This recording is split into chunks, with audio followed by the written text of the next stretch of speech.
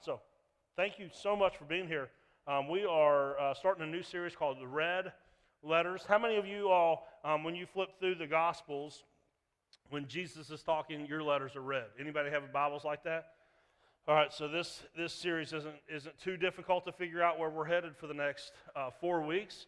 We're just going to be looking at some of the teachings of Jesus. I wanted to call it the Sermon Not on the Mount, but I got outvoted. Because we did a whole 20-week series on the Sermon on the Mount in 2020.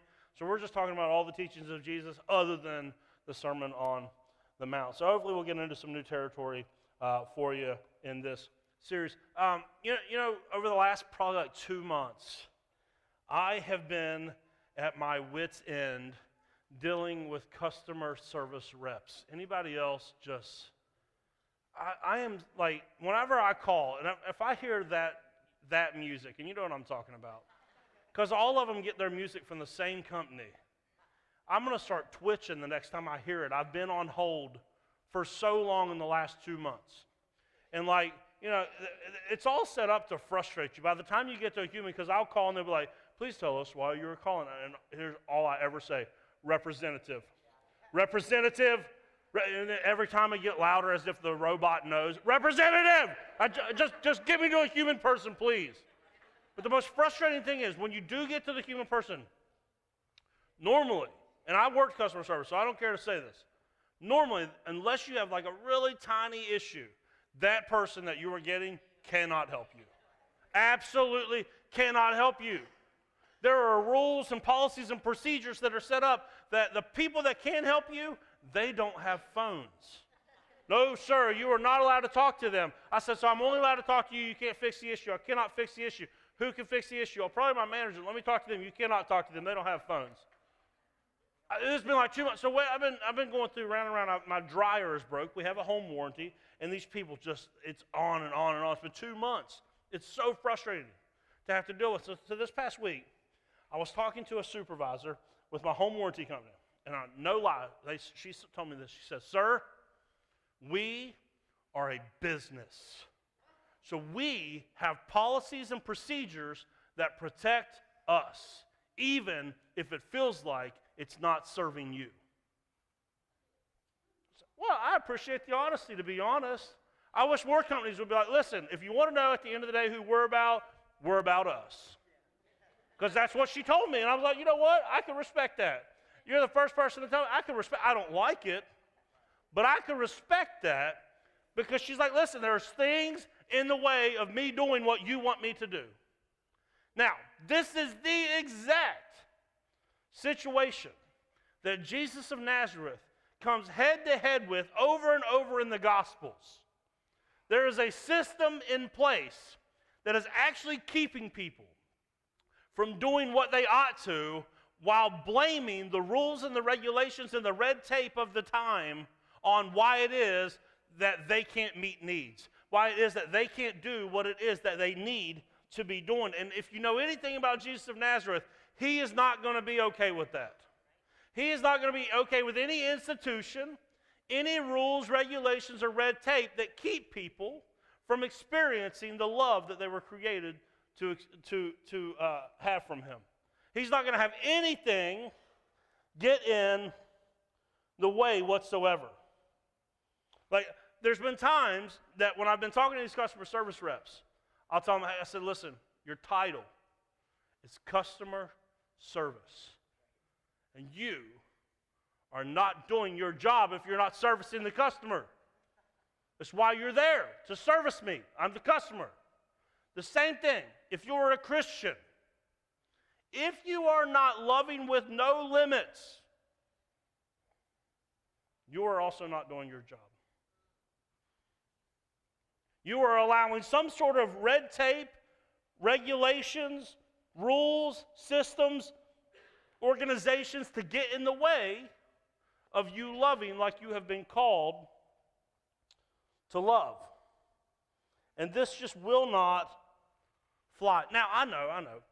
Maybe the first thing that pops into a lot of our minds is, well, Pastor, what if, and we start trying to come up with scenarios where we don't have to love other people.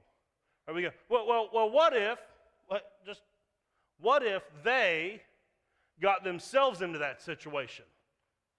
What if they're the ones that did it, so why in the world do I have to go and help them if they're the ones that got themselves into that situation? What about that, Pastor? Do I still have to? What about that? Or what about this? I love this one. This ain't going to go over good. If they broke they broke the law. They broke the law, so why should I have to help them? They're here illegally. Why should I have to help them? They broke the law. Yeah. Oh, well, what about people that voted differently than me? Them, I've got to help them too. What about people that see the world differently than me? What about addicts, and what about people that have different lifestyles? What about all them? Certainly Jesus didn't mean love with no limits to everybody.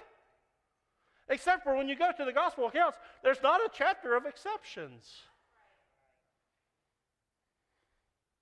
Now, before you get all bent out of shape and get all fussy with me, did Jesus ever set aside right and wrong morality for any of this? Absolutely not. See, we have this really mixed up, weird culture that we live in now, where to say that you have to love someone with no limits, we automatically think that means that we have to accept all behaviors and lifestyles. This is inaccurate. I'm saying that there can be someone that you totally disagree with in every possible way, that you can still love and meet their needs despite the fact of how wrong they are. Because, now come on, let's just assume, just us here in this room talking, let's just assume that you and I, good church-going people, let's just assume, or pretend for a second, that we've got some issues. I know that you don't. I'm just saying, let's just, for the sake of the sermon, let's say that maybe some of us got some issues that we don't all the way have everything worked out. And yet, God didn't say, why don't you get your crap together? You're the one that got yourself into that situation. And when you got it all together, then I'll love you with no limits. So why is it that if God didn't treat you that way, you should treat someone else that way? If he loves you, listen, I'm not saying that there's not a thing as right and wrong or morality and laws that should be kept. I'm not saying that. I'm just saying that the law of love exists as well. The law of love exists as well. No asterisks, no exceptions. So in this passage that we're going to look at today, I want you to make sure that you catch two things. First, I want you to make sure that you catch what it is that you need to examine about your own heart and maybe some changes and thoughts and attitudes that need to change for you. The second, I want you to see what this text actually says about you. I want you to see those two things when we get going. So Matthew chapter 12 is where we're going to be. If you have your Bible, if not, you can hit the QR code on the seat back. Let me set this up for you. Matthew's gospel, some of this may seem new to you. Matthew's gospel was not set up necessarily chronologically in like a strict chronological order. Matthew's gospel was written theologically. So he is taking things that are dealing with the same issues and kind of bunching them up together, whether or not they happened in sequential order. This is not the way that they wrote in the ancient world. Luke tells us at the beginning he set up an orderly account. Matthew was writing for theological purposes, so he took the real events of Jesus' life and teaching and arranged them thematically and theologically. So in Matthew chapter 11, Jesus gives that famous speech where he says, "Come to me, all who are weary and heavy laden, and I will give you rest." He's talking to a Jewish audience who is so oppressed under the burden of the Jewish law and all the additional laws and things that the people, the Pharisees and things had laid on them. He's talking to those people. And he says, "Come to me and I'll give you rest."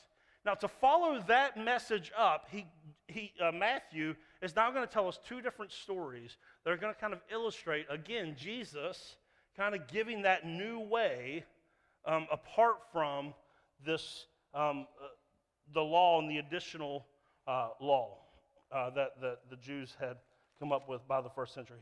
Matthew 12, beginning in verse 1, says this. At about that time, Jesus was walking through some grain fields on the Sabbath. His disciples were hungry, so they began breaking off some heads of grain and eating them. But some Pharisees saw them do it and protested, "Look, your disciples are breaking the law by harvesting grain on the Sabbath." Here's what's going on. For first century Judaism, the Sabbath was about as high of a priority as they had, meaning that on their special, sacred, holy day, they did nothing that could even resemble work. So God gives them this gift of the Sabbath. He says, hey, 24 hours every week where you don't have to produce, where you don't have to work, you can rest and enjoy me, okay? But what had happened is they took that and said, well, if we're supposed to rest, let's put in a bunch of rules and regulations to make sure that we rest. Because doesn't that sound restful? Because all they ended up doing was making sure on the Sabbath, they weren't really resting. They were sitting there going, okay, here's all these laws. It said to rest, but it also, now we've added, don't do this, don't do this, don't do this, don't do this, don't do this. And one of those things that they added was that there is to be no reaping or harvesting on the Sabbath. Okay, that makes sense. Don't go out in your field and work hours upon hours the way you can get, no. We're going to trust God today. He'll take care of the crops tomorrow. That's a good, but to equate what Jesus and his disciples did with like a full 8 hours worth of work out in the field is silliness, right? Because all it says is that they were walking through a grain field, and they were just picking off the top of the grain and popping it in their mouth. They were a little bit hungry, wanted a little bit of snack. And the Pharisees, who clearly are like watching them and spying them because they're just out walking in the field and they know this information about them. Hey, why are your disciples doing that? Why are your disciples just out acting like that? Now, did any of you all grow up in religious structures that had really strict Sabbath ideas? I know that I did. I'm going to tell you, when I was growing up, I would have thought mowing the grass on a Sunday was every bit as bad as murder. Like, they seem like one and the same, to be honest. Because, you don't do any work on Sunday, and you're going to take a nap. See, I was raised Nazarene. We had what's called the Nazarene nap. It's so good. I miss it. But, you're not supposed to do any work. But the funny thing was, as I've gotten older and started to reflect on this, I go, everyone showed up at church on Sunday and didn't care that the pastor was working at all. They didn't care the worship leader was up there leading. The volunteers was back there volunteering.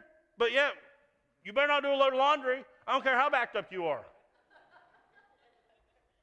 Isn't that wild? And the church crowd, what are most of y'all going to do as soon as you leave here? Yeah, you're going to eat. And so you're okay with them working too. That's so funny to me. Oh, we're not supposed to work on and thankfully we've left a lot of that behind where it was meant to be, or at least have the proper understanding of the Sabbath.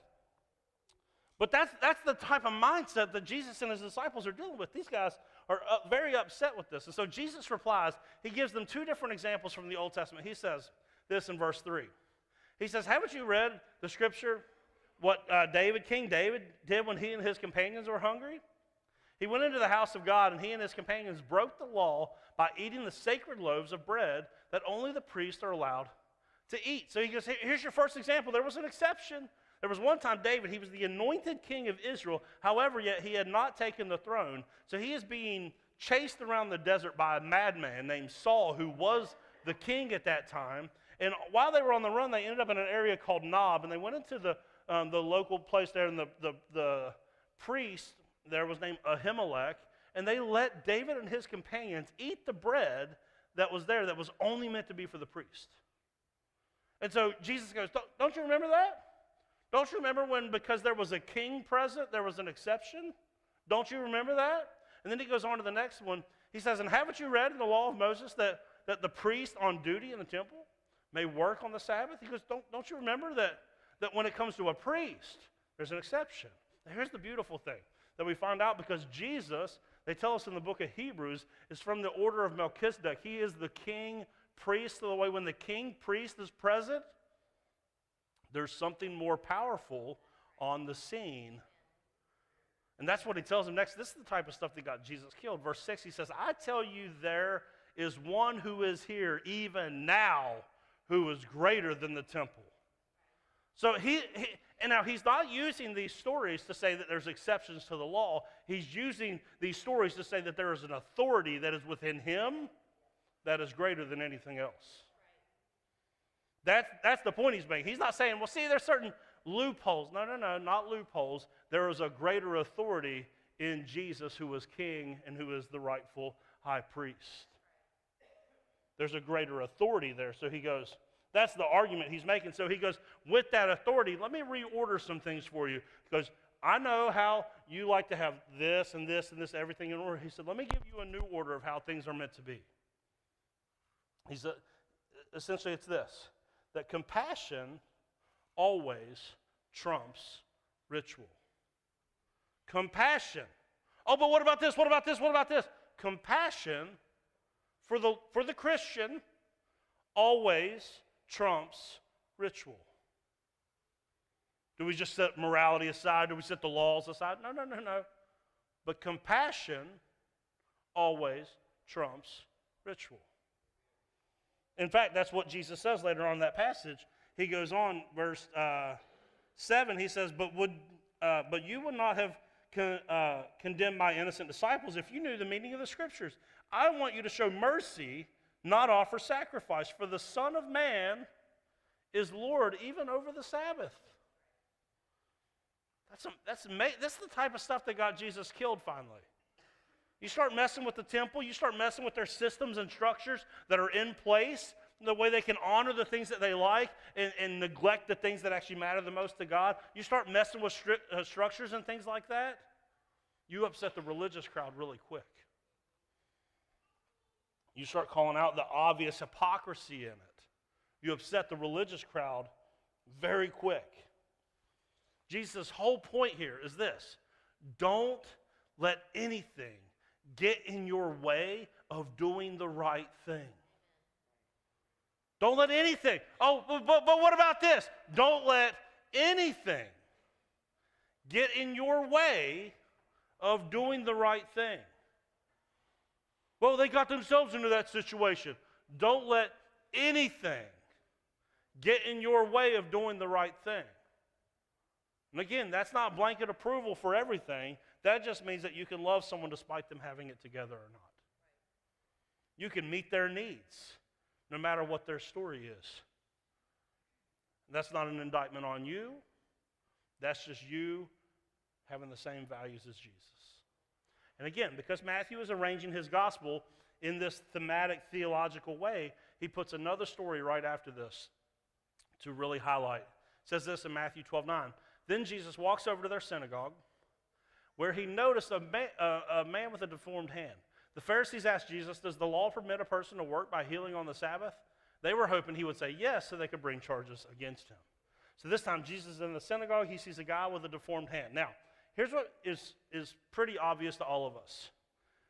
It's the Sabbath again. There's a man with a deformed hand.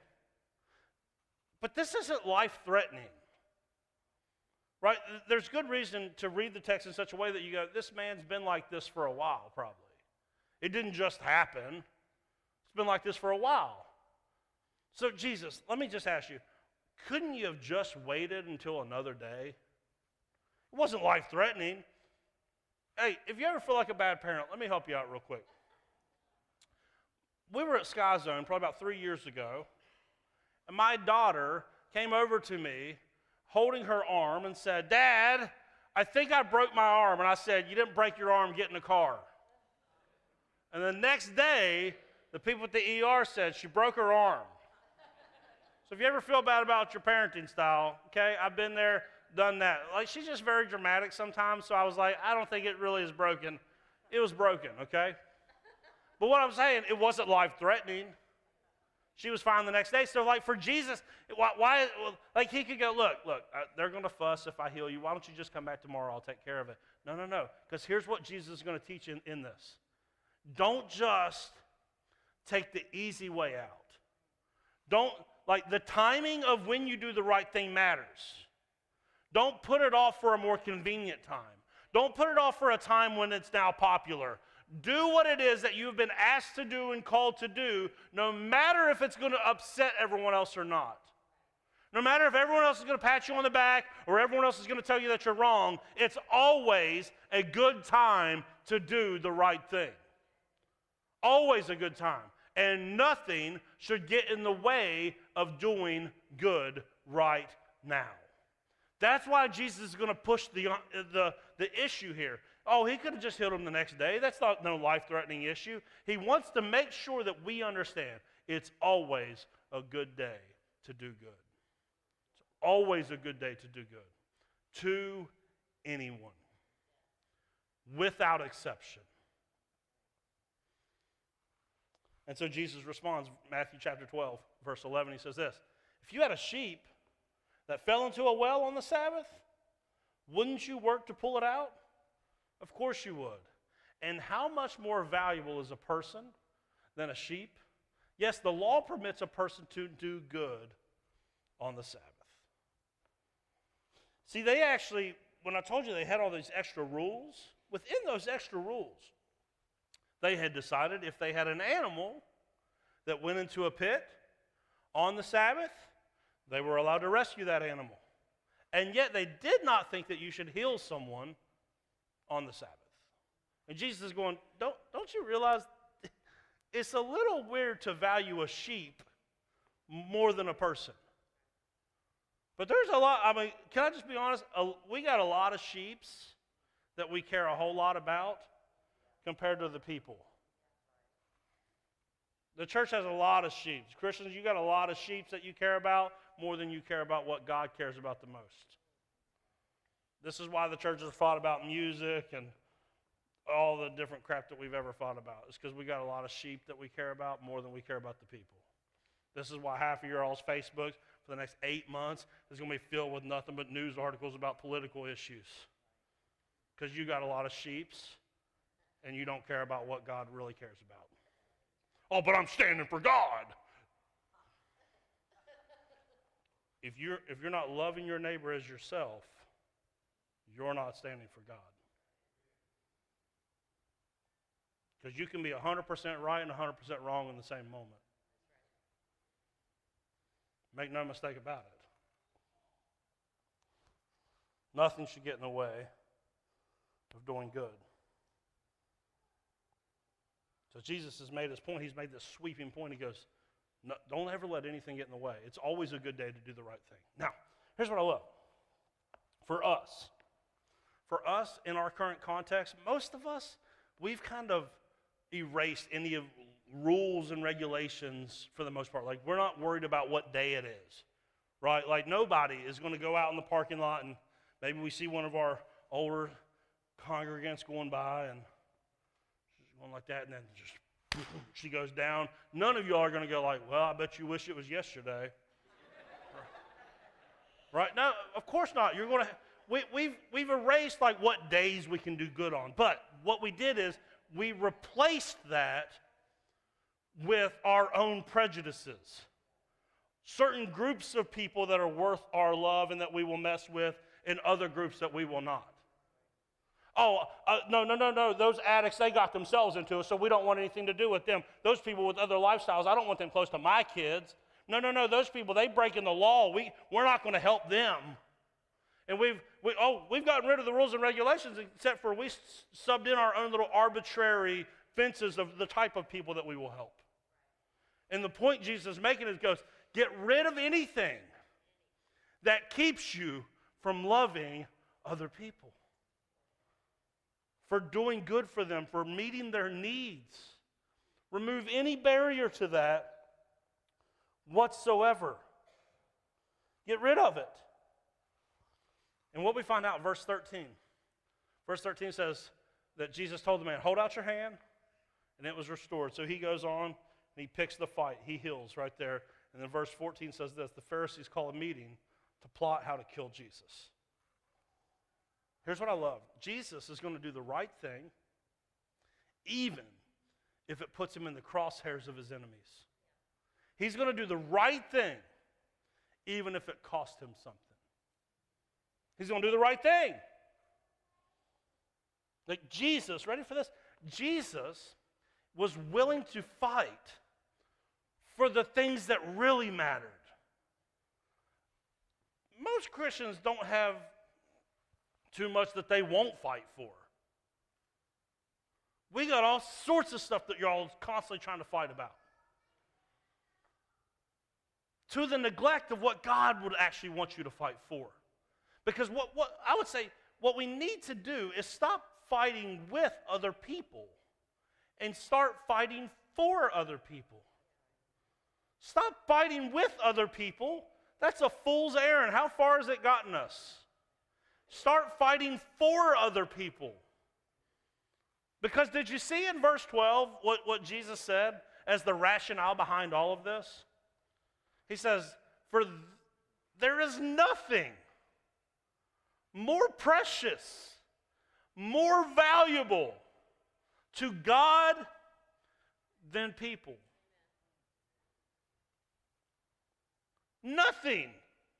Everything else in comparison to people, God's prized possession and creation, everything else is sheep. Everything else is a sheep. Oh, I'm not saying it's not valuable, because them sheep were valuable, just not more valuable. Everything else is a sheep.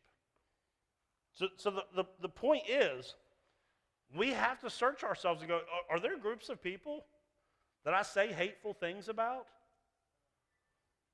Is there groups of people that I refuse to associate with, that I wouldn't walk across the street and give them a cold cup of water if they needed it because of who they are, how they voted, what they stand for, how they do their life?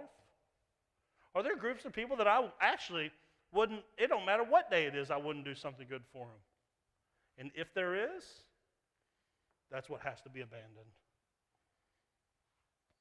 I'm not saying, we don't abandon morality, we don't abandon right and wrong, we don't abandon the laws, but you abandon your right to treat someone in a manner that God has not treated you. You abandon your right for that. Oh, that's messy though, isn't it? That's messy.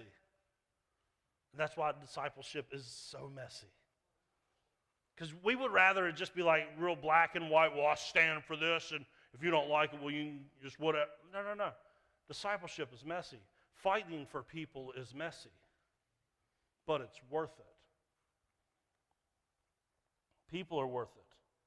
So I told you in this passage, I hope you see two things. First, I hope you see that if there's groups of people, there's a type of person that you feel is not worth your love or doing good for, I pray that you would ask God to show that to you and that you would set that aside and truly begin to love the way that God has loved you. Here's the second thing I don't want you to miss, though.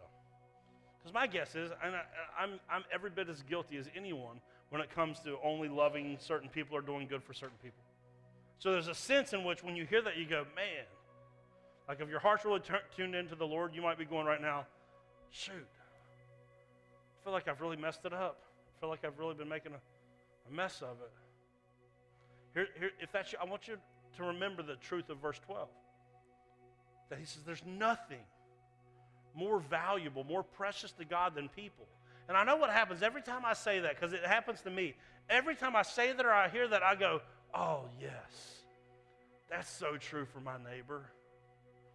That's so true for my coworkers. That's so true for my kids and my spouse. That's so true for them people down at the, it's so true. But it's very hard for us to hear that and go, oh, but that's true for me too. That's true for me.